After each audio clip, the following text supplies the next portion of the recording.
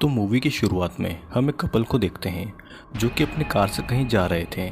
इनका नाम था जेना और जेमी। इन दोनों की एंगेजमेंट हो चुकी थी और ये एक दूसरे से बहुत ही ज़्यादा खुश थे। लेकिन अचानक इनकी कार का एक्सीडेंट हो जाता है जिसमें कि जेमी की मौत हो जाती है और कार में बस जेना ही जिंदा बची थी और ये सीन यहीं पर कट हो जाता है। और फिर अगले सीन में हम ये देखते हैं कि जेना को उसकी फ्रेंड रेनी कहीं पर ले जा रही थी क्योंकि जेना अक्सर उदास रहती थी और वो कहीं पर भी आती जाती नहीं थी। रेनी जेना को अपने बॉयफ्रेंड माइकल और उसके फ्रेंड इयान से मिलवाती है और ये सभी इयान के अंकल के लेक साइड केबिन हाउस में वेकेशन बनाने के लिए जाने वाले थे। और फिर ये चारों जल्दी ही बोट से इयान के अंकल वेड के केबिन हाउस पर पहुंच जाते हैं जहां पर वेड सभी का अल्कोहल से वेलकम करता है। लेकिन जेना अल्कोहल नहीं लेती और फिर सभी अपना बैकपैक खाली करते हैं। फिर हम ये देखते हैं कि जेना कुछ टेबलेट्स ले रही थी जो कि डिप्रेशन की टेबलेट्स थी। मतलब कि जेमी की मौत के बाद से जेना अक्सर डिप्रेशन में रहा करती थी। ये सभी वेड के केबिन हाउस में रुके थे जो कि इयान के अंकल वेड ने बनाया था और फिर सभी डिनर करते हैं। इयान जेना को अंदर ही अंदर पसंद करता था लेकिन जेना की कंडीशन ठीक नहीं थी और वो अभी भी जेमी के सदमे से नहीं निकली थी। डिनर खत्म करने के बाद में जेना वेड के डॉगी बाऊ के साथ में बाहर खेलने जाती है जहाँ पर वो ये देखती है कि रेनी का बॉयफ्रेंड माइकल यहाँ पर ड्रग्स ले रहा है लेकिन वो इसे इग्नोर कर देती है। जिसके बाद में वेड वहाँ पर आकर सभी को ये बताता है कि पास ही में एक पार्टी होने वाली है जिसके इनविटेशन कार्ड उसने अरेंज कर दिए हैं और इनविटेशन के बिना वहाँ पर किसी को भी नहीं आने दिया जाएगा क्योंकि ये एक प्राइवेट पार्टी है। वेड भी उस पार्टी में मौजूद रहेगा लेकिन उसे वहाँ पर फायरवर्क जलाने का काम मिला था इसलिए वो पार्टी के अंदर नहीं आ पाएगा। सभी यहाँ पर वेकेशन मनाने और एंजॉय करने के लिए आए थे लेकिन जेना को यहाँ पर मज़ा नहीं आ रहा था। वो पार्टी में भी नहीं जाना चाहती थी। जिसके बाद में वेड पार्टी के लिए निकल चुका था और यहाँ पर सभी पार्टी में जाने से पहले ये डिसाइड करते हैं कि क्यों ना वेड के द्वारा बनाए हुए सोना बाथ यानी कि स्टीम बाथ को एंजॉय किया जाए। चारों लोग स्टीम बाथ लेने के लिए एक रूम में गए थे जिसे वेड ने बनाया था पूरा लकड़ी से। स्टीम रूम के अंदर गर्मी के लिए पत्थर रखे हुए थे जो कि बाहर से आ रही गैस से गर्म होते थे और यहीं से पूरी स्टीम आती थी। जेना अपने कमरे में थी और वो अभी भी अपने फियांसे को याद कर रही थी जिसके बाद में वो चेंज करके स्टीम लेने के लिए आ चुकी थी लेकिन उसे सबके सामने ऐसे आने में अनकंफर्टेबल फील हो रहा था। जेना को स्टीम लेने आने में डर भी लग रहा था और वो अपने साथ कुछ पानी की बोतल लाई थी ताकि उसे यहाँ पर पानी की कमी महसूस न हो। अब चारों स्टीम रूम में थे और ये रूम धीरे धीरे गर्म हो रहा था। जिसके बाद में इयान यहाँ की स्टीम को बढ़ा देता है और गर्मी इतनी ज़्यादा बढ़ जाती है कि उन सभी की बॉडी इतनी ज़्यादा गर्मी को सहन नहीं कर पा रही थी। जिसे ठंडा करने के लिए ये सभी लोग पास ही की एक लेक में डुबकी लगाकर आते हैं और अपनी बॉडी को ठंडा करते हैं। लेक से निकलने के बाद में सभी वापस रूम में जाते हैं लेकिन माइकल अंदर जाने से पहले बहुत ज़्यादा मात्रा में अल्कोहल ले लेता है और इतनी ज़्यादा अल्कोहल पी लेता है कि उसे ठीक से चलते भी नहीं बन रही थी। फिर हमें देखते हैं कि सभी लोग स्टीम बाथ को एंजॉय कर रहे थे। वो बार बार स्टीम रूम से निकलकर लेक में जाते थे और लेक से वापस अपनी बॉडी का टेम्परेचर कंट्रोल करने के लिए वापस से स्टीम रूम में आते थे और फिर ऐसा कई बार होता है। फिर जब सभी वापस आ चुके थे तो माइकल अपनी गर्लफ्रेंड रेनी से कहता है कि मौका बिल्कुल सही है, जेना और इयान को यहीं पर रहने दे और वो उसके साथ में ऊपर जाकर मौज मस्ती करे। लेकिन रेनी माइकल के साथ नहीं जाती क्योंकि माइकल ने बहुत ज़्यादा मात्रा में शराब पी रखी थी जिससे कि माइकल का ईगो हर्ट हो जाता है और रेनी गुस्से में वापस आकर माइकल को बुरा भला कहती है क्योंकि माइकल हर बार सबका मजाक खराब करता है। जिसके बाद में सडनली जोर की आवाज़ आती है। इयान चेक करने के लिए बाहर जाता है लेकिन उस रूम का दरवाज़ा अब नहीं खुलता। वे कई बार दरवाज़ा खोलने की कोशिश करते हैं लेकिन दरवाज़ा अब लॉक हो चुका था और इस रूम में अब जेना, इयान और रेनी बंद हो गए थे जो कि धीरे धीरे स्टीम के कारण गर्म हो रहा था। सभी को लगता है कि ये माइकल की शरारत है और वो आवाज़ लगाते हैं लेकिन उनकी आवाज़ कोई नहीं सुनता। इयान को ये पता था कि दरवाजे के बाहर कोई भी लॉक नहीं है, मतलब कि ना ही गर्मी से लकड़ी का दरवाज़ा फूल के फंस गया है और लॉक तो हो ही नहीं सकता।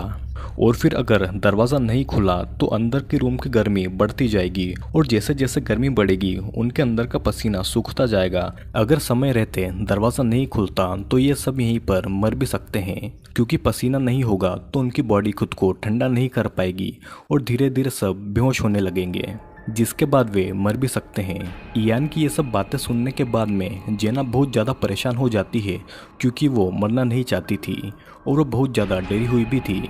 सभी ये देखते हैं कि यहाँ पर टेम्परेचर मेज़र करने वाला डिवाइस लगा है, लेकिन उसका कंट्रोलर अंदर नहीं बल्कि बाहर की साइड है और ये सभी बस टेम्परेचर को देख सकते हैं, उसे कम या फिर बढ़ा नहीं सकते।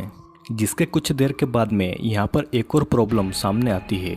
रूम में धीरे धीरे ऑक्सीजन भी कम हो रही थी और फिर इयान हीटर से गर्म पत्थर निकालता है और उसे पानी में डालकर उसे पहले ठंडा करता है, जिसके बाद में वो उस पत्थर से डोर में बने हुए शीशे की एक विंडो को तोड़ने की कोशिश करता है, लेकिन वो विंडो नहीं टूटती और उस पत्थर से इयान का हाथ इंजर हो जाता है।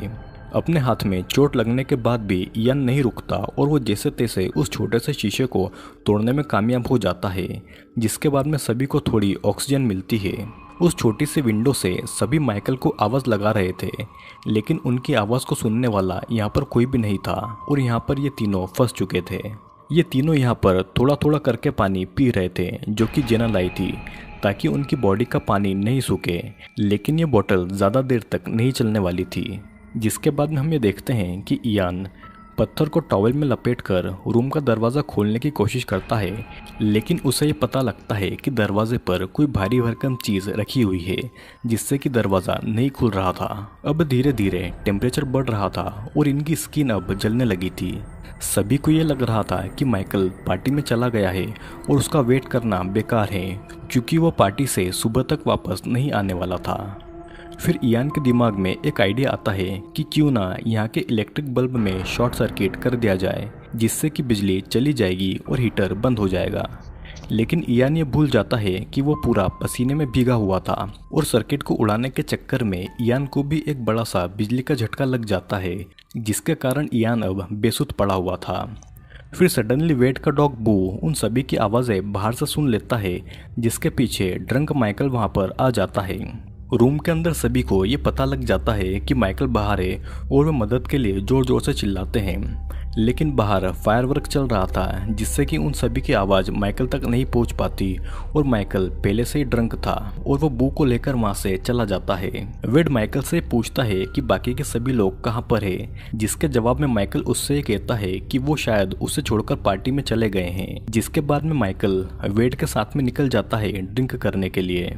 इधर स्टीम रूम में सभी लोग गर्मी से परेशान हो रहे थे और पानी भी अब खत्म हो चुका था। इन सभी का दिमाग इनका कंट्रोल में नहीं था, क्योंकि ये बस बाहर निकलना चाहते थे और ये इतनी ज़्यादा गर्मी को सहन नहीं कर पा रहे थे। जेना पत्थर से दरवाजे को तोड़ने में लग जाती है और जब रेनी उसे रोकने के लिए आती है तो वो उसे ही पत्थर से मार देती है, जिसकी वजह से उसके सिर पर बहुत ज़्यादा गहरी चोट आती है। रेनी सांस तो ले रही थी, लेकिन वो बेहोश हो चुकी थी। इयान का भी अब खुद पर कंट्रोल नहीं था, वो पागलों जैसे बिहेव कर रहा था, क्योंकि उसकी बॉडी का पानी कंटिन्यूस उड़ रहा था। जिसके बाद में इयान सडनली उठता है और गर्म हीटर को पकड़कर उसे तोड़ने की कोशिश करता है और इसी के दौरान वहाँ पर एक बहुत जोर का ब्लास्ट होता है, जिससे कि इयान की बॉडी पूरी जल जाती है और वो वहीं पर मर जाता है। रेनी भी धीरे धीरे अपनी सांसें खो रही थी और उसे ऑक्सीजन दिलाने के लिए जेना उसे टॉवेल से उठाकर दरवाजे के होल पर खड़ा करती है, ताकि वो दरवाजे के होल से ठीक से सांस ले सके। इयान उस हीटर को तोड़ चुका था, लेकिन उसमें एक पाइप के जरिए गैस बाहर निकल रही थी, जिससे कि वो रूम गर्म हो रहा था। जेना उस हीटर से गर्म पत्थर को अपने हाथों से निकाल देती है, जिससे कि उसके हाथ जल जाते हैं और फिर वो तुरंत उस पाइप को ब्लॉक कर देती है ताकि रूम और गर्म ना हो। जिसके बाद में जेना रेनी के साथ में जैसे तैसे ऑक्सीजन लेने की कोशिश करती है और फिर यहीं पर खुलता है एक ऐसा राज जिससे कि इनकी ये हालत हुई थी। माइकल और रेनी के बीच जब झगड़ा हो रहा था तो माइकल बहुत ज़्यादा ड्रंक था। माइकल स्टीम रूम से जाते वक्त एक छोटी सी लेडर को ऐसे ही पटक कर चला गया था और बस इसी लेडर ने रूम के दरवाजे को पूरी तरह से ब्लॉक कर दिया था और फिर अंदर फंसे हुए लोगों का गर्मी से बहुत ज़्यादा बुरा हाल हुआ। मूवी के लास्ट सीन में हम ये देखते हैं कि रेनी और जेना दोनों बच गए हैं, लेकिन इयान नहीं बच पाता। एम्बुलेंस इन सभी लोगों को हॉस्पिटल ले जा रही थी और माइकल बस अपनी लापरवाही पर आंसू बहा रहा था। दोस्तों, मूवी में हुआ ये कि माइकल जब ड्रंक था तो वो अपने सभी फ्रेंड्स को अनजाने में सोना रूम में बंद कर चला गया, जिसका उसे खुद भी पता नहीं था। जब माइकल को होश आया तो उसे ये लगा कि सभी लोग उसे छोड़कर पार्टी के लिए निकल गए होंगे और उसने उस रूम को एक बार चेक करने की भी कोशिश नहीं की। रेनी और जेना तो जैसे तैसे बच जाती है, लेकिन इयान नहीं बच पाता। तो दोस्तों, कैसी लगी आपको इस मूवी की स्टोरी कमेंट में ज़रूर बताइएगा, क्योंकि ये एक रियल इंसिडेंट पर बेस्ड है। वीडियो अगर पसंद आया हो तो लाइक करें और अगर चैनल पर नए हो तो सब्सक्राइब ज़रूर कर लीजिएगा।